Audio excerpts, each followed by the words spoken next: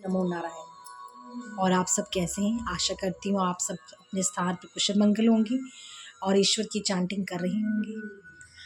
आज जो भाव जो मेरे मन में उत्पन्न हुआ कि जो समाज में देखने को मिल रहा था, तो मैंने कहा आपके समक्ष उसके बारे में चर्चा करते हैं। वह भाव है दान का भाव। अब दान का भाव, दान दो प्रकार का है। एक दान का भाव है, ऐसे दान तो बड़े प्रकार के हैं, कोई अन्न का दान कर रहा है, कोई विद्या का दान, कोई कपड़ों का दान, बड़े प्रकार के दान हैं। पर मैं कह रही हूँ भाव जो है, दान का भाव, वो दो प्रकार का मुझे समझ आता है। एक भाव आ गया जो आप दिखावे के लिए करते हैं। किसी को 10 रुपए की चीज़ भी देंगे तो आप सेल्फी डाल लेंगे कि भाई हमने भाई इतना दान कर दिया, हमने केले दान कर दिए, जहाँ हमने किताबों का दान कर दिया, हमने कंबलों का दान कर दिया। ये एक अलग दिखाने का दिखावा का दान। और एक दान वो है कि आप किसी को कुछ चीज़ दो, जैसे एक हाथ को तो दूसरे को पता ना हो कि हमने क्या दिया, वो दान के महत्व को, दान हर मनुष्य को देना चाहिए। और दान के महत्व को समझना हमें गुरुजन के जो हम उनकी चर्चा सुनते हैं, उनसे हमारा आशीर्वाद से उनकी बातें को सुनना हमें सौभाग्य मिलता है, तब हमें पता चलता है कि ज्ञान का क्या महत्व है। और जो दान आपने दिया है, वो अगर आप किसी को कोई चीज़ देते हो तो ईश्वर देख रहा है कि आप क्या दान कर रहे हो। और अगर हम पूजा में देखोगे, आप कभी देनी हो कोई चीज़ दे रही हो, तो हम धोती भी दान देते हैं, सोचते हैं कि सबसे सस्ती वाली हो तो वो दे देते हैं। दान ऐसा होना चाहिए जो आप खुद खाओ, सबसे बढ़िया दान, लेकिन चीज़ ऐसी दो कि अगला प्रसन्न हो जाए और दान का समझे। और हमारे जो तीज बच जाती है, वो कहते हैं अब जी दान में दे दो, अब कुछ हमें तो चाहिए नहीं है, चलो लेने को हम बढ़िया लेते हैं, देने को तुच्छ दान देते हैं कि कम, जो सबसे बेकार चीज़ होगी, हमारे काम की नहीं, वो दान में दे दो। तो ये भी कोई भाव है। एक मुझे कहानी बड़ी अच्छी, आज मैं कहीं गई थी तो हमारी एक दीदी हैं, बड़ी अच्छी कहानी उन्होंने मुझे चर्चा में सुनने को मिली, तो मुझे बड़ी अच्छी लगी। तो मैं उसका आपको कहानी सुनाती हूँ कि वो क्या कथा थी और उससे आपको क्या प्रेरणा मिली, और हमें अपने जीवन में उसको अपने माइंड में रखना चाहिए, समझना चाहिए कि हमें कैसा दान करना है और क्या भाव से दान करना है। और ईश्वर तो आपकी परीक्षा लेने के लिए आ ही जाते हैं कि क्या भाव रखता है और कैसा दान करता है। इसमें दो कथाएं हैं, अब दोनों का आप चरित्र देखिए। एक राजा था, राज्य करता था, बड़ा प्रसिद्ध राजा था, बड़ा दान करता था, बड़ा था। पर वो जब दान करता था तो अपनी आंखों को बंद करता था। जब दान देता वो अपनी आंखें बंद कर लेता, मैं किसको दान दे रहा हूँ। और वो दान के लिए फिर उनके किसी एक उसने पूछा कि राजा, आप इतने लोगों को दान करते हो, आपने किसी चेहरा नहीं देखते कि किसको दान दे रही हैं। कहते ना, मैं कौन होता दान करने वाला, वो तो ईश्वर दान कर रहा है, मैं क्यों अपनी प्रशंसा कराऊँ कि मैं दे रहा हूँ। जो मैं का शब्द है जब इंसान में आता है कि मैं दान दे रहा हूँ, तो वो निष्फल हो जाएगा। मैं तो देता नहीं, मैं कह रही हूँ कि ईश्वर दे रहा है, मेरा हाथ है, सिर्फ मैं सिर्फ अपने हाथ से दे रहा हूँ, तो देने वाला कौन है? ईश्वर है। ये एक भाव था, एक राजा का भाव था, वो ईश्वर के प्रति वो दे रहा था, किसी को बताने के लिए नहीं, तो ईश्वर तक अपना एक, जैसे हमारे बताया था, हमने जब हमारी चर्चा हुई थी तो मैंने बताया था पाप का कंकर, पुण्य का कंकर, तो वो एक पुण्य का कंकर अपने घड़े में डाल रहा था कि ईश्वर कर रहा है, मैं अपने से वो भूल ही ले रहा था ताज कि मैं दान दे रहा हूँ। वो सिर्फ कह रहा था कि ईश्वर दे रहा है तो मैं दे रहा हूँ, मैं कौन होता हूँ देने वाला। ये एक भाव था एक राजा का, तो उसकी प्रसिद्धि जगह जगह फैल रही थी और बड़ी चर्चा थी उसकी, ईश्वर प्रसन्न थे उन पर। और एक दूसरे राज्य की बात है, उस राजा, एक राजा था, वो बड़ा दानी था, बड़ा दान करता, पर उसकी एक वो थी चर्चा थी, अभिमानी था जो राजा था। वो क्या करता, कहता कि मैं 12 बजे से पहले जो मेरे पास आ गया उसको दान दूंगा, 12 बजे के बाद कोई नहीं आ सकता। तो अच्छा, दान देता रहा, बड़े देखता मैं दान दे रहा हूँ, कभी अन्न का दान, स्वर्ण का दान देता कि दान का महत्व होता है, गुरुजन से हमें दान, उसको वो दान दिए, वो दिए। एक दिन वो दान दे के हटा, 12 बज के, अपने विश्राम करने चला गया, खाया पिया और विश्राम कर रहे थे। इतने में एक संत आ गए कि भिक्षाम दे।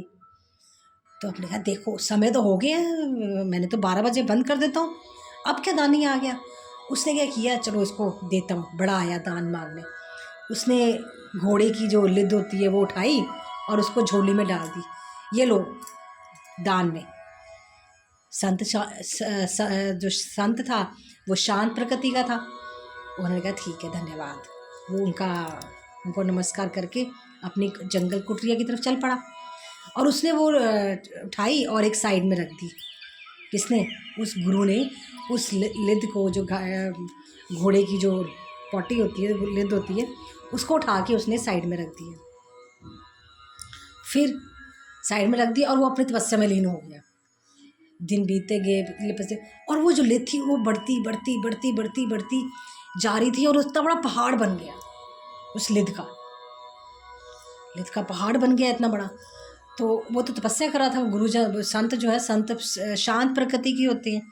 कोई और अगर आया होता कोई, तो वो शाप दे देता, उन्होंने क्या दिया, पर वो शांत प्रकृति का था। गुरु जो संत से आए थे वो तपस्या करने बैठे हुए थे, शांत मन से बैठे थे और अपने भक्ति में लीन थे, अपनी साधना में।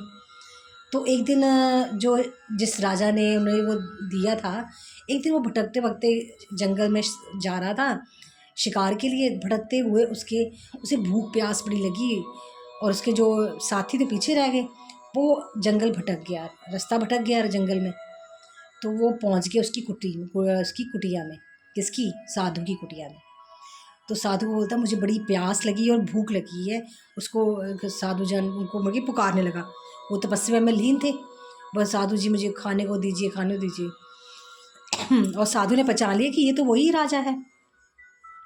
तो उसने, राजा ने कहा कि भाई, साधु ने कहा अच्छा तुमने जो दिया था मैंने तो खाया नहीं, वहीं पड़ा है, तुमने जो मुझे खाने को दिया था। तो वो देखता है इतना बड़ा पहाड़ बन गया है। कहती मैंने तो लिद थी वही, उसका इतना बड़ा पहाड़ बन गया। कहती गुरुजी ये क्या हो गया, ये क्या अनर्थ हुआ? कहते जो तुमने दिया था वही है। कहते हाय गुरुजन मुझे इसका उपाय बताइए, मैंने क्या घोर, वो बड़ा क्षमा मांगना याचना करने लगा कि गुरुजी मैंने क्या कर दिया, ये मेरा क्या अपराध था जितना, ये मैंने तो थोड़े से एक मुट्ठी दिया था आपको और ये बढ़ते बढ़ते इतना बड़ा पहाड़ कैसे बन गया? कहते ये तो ईश्वर जाने, ये तो तुम्हारा कर्म है। अब कहते हैं उसका उपाय बताइए। अब उपाय कैसे जाने? उपाय कहता है अब तुम अपने चेहरे में कालक लगाकर और पूरे नगर में घूमो, जब तुम्हारी चर्चा होगी तब तुम्हारा कोई पाप कटेगा ये वाला। कहते हैं अच्छा गुरुजन। वो चेहरे में कालक लगाता है और पूरे अपने गांव, अपने राज्य में जाकर घूमने लगता है। तो राज्य में घूमता है तो सब कहते हो बेचारा राजा पागल हो गया और पूरे अपने मुंह में कालक लगा के पूरे गांव में घूम रहा है। चर्चा तो हुई पर उसमें उसका भाव जो आया, राजा का आ गया, दया का भाव आ गया, लोगों का दया का पात्र बन गया कि वो हो बेचारा राजे को क्या हो गया, हमारा राजा तो अच्छा था, दान करता, उसको क्या हो गया बेचारे को, ये बेचारे का भाव आ गया। लिद थोड़ी हुई पर इतनी जो लिद का पहाड़ था वैसा का वैसा रहा। फिर वो गुरुजी के पास पहुंचा, गुरुजी मेरी लिद ये क्यों नहीं कम क्यों नहीं हो रही है? क्या जो गुरुजी ने कहा था उसको, जैसे जैसे तुम्हारी चर्चा होगी ये तुम्हारा लिद का पहाड़ जो है वो छोटा होता जाएगा। वो वैसे का वैसा फिर से गया गुरुजी के पास देखने कि इतनी चर्चा होगी, मेरी बात कम हुआ, वो वैसा का रहा। उसने कहा नहीं, इसमें तुम्हारा भाव जो है, क्या चर्चा है कि लोगों का दया का भाव आ गया कि तुमने एक बेचारे राजा को, क्या बेचारे का भाव आ गया। इस भाव को क्या अब कैसे गुरुजी, अब इसका उपाय बताइए कैसे होगा? क्या अच्छा एक लड़की है, एक रहती है गांव के बाहर ही है, तो तुम उसके साथ कोई 4-5 दिन, वो ऐसे छोटी जात की है लड़की, उसके साथ तुम अपना समय व्यतीत करो। जब तुम्हारी चर्चा होगी तब तुम्हारा मे बी तुम्हारा पाप कटे। क्या अच्छा? वो देवी से बोला देवी मैं तुम्हें क्षमा याचना करता हूँ, मैं यहाँ तुम्हारा से हफ्ता काटने आया हूँ ताकि मेरे पाप थोड़े कम हों। पर लोगों को रहता है कि ये उस लड़की के साथ रह रहा है, चर्चा उसकी बड़ी बदनामी होने लगती है राजा की कि राजा एक लड़की के साथ रह रहा है, लड़की के साथ रह रहा है। उसकी चर्चा होने लगी, वो पहाड़ कम होने लगता है, कम होने लगता है। वो तो राजा को ही पता था कि वो पाप तो कर नहीं रहा, वो अपना कष्ट काट रहा है। और लड़की को वो अंदर रहती थी और बाहर वो कुटिया में आंगन में सो जाता था। पर लोगों के कहने का यही था कि ये राजा एक लड़की के साथ रह रहा है। तो वो उसका पाप करता करता करता पहाड़ जो है थोड़ा सा रह गया। कि लोगों ने चर्चा की, क्योंकि जो ये एक, अगर हम किसी की चर्चा, अगर कोई गलत आदमी होता है उसकी हम चर्चा करते, उसके पुण्य करते, उसके पुण्य बढ़ते जाते हैं। और जब हम किसी, या आपने भाव सुना ही होगा कि अगर जो इंसान गंदा है, गंदे काम करता है, गंदे विचार रखता है, चोरी चकारी, अगर उसकी हम बातें करेंगे तो उसके पुण्य जो है बढ़ते जाएंगे और उसके पाप करते जाएंगे। तो वो पाप जो थे, जो उसकी लिद बनी थी, पहाड़ बना था, वो लोगों की बातों से घट रहा था और वो थोड़ा सा पहाड़ रह गया। फिर वो आया गुरुजी के, गुरुजी अब इसका कैसे उपाय होगा। कहते ये तो बड़ी विचित्र बात हुई। हाँ, तुम्हारे पापों की वजह से तुम्हारी चर्चा जो हो रही थी उससे ये पहाड़ लिद का छोटा हो गया, तो अब गुरुजी ख़त्म कैसे होगा। कहते अब चर्चा जो है वो क्या हो, थोड़ा सा एक मुठ रह गया पहाड़। कहती एक मुठ भी कैसे ठीक होगा ये। कहती अब ये एक मुठ जो है ये चर्चा, तुम एक ऋषि के पास जाओ और ऋषि के सामने ऐसा बात रखो कि वो चर्चा करेगा, अगर तुम्हारी बदनामी करेगा तब तुम्हारा ये पहाड़ ठीक होगा। तब वो एक ऋषि के पास जाता है। ऋषि को बोलता है वो अपने को बताता नहीं कि मैं राजा हूँ। वो कहता है हमारे एक राजा है, वो कहाँ पराई स्त्री के साथ रह रहे हैं वन में जाकर।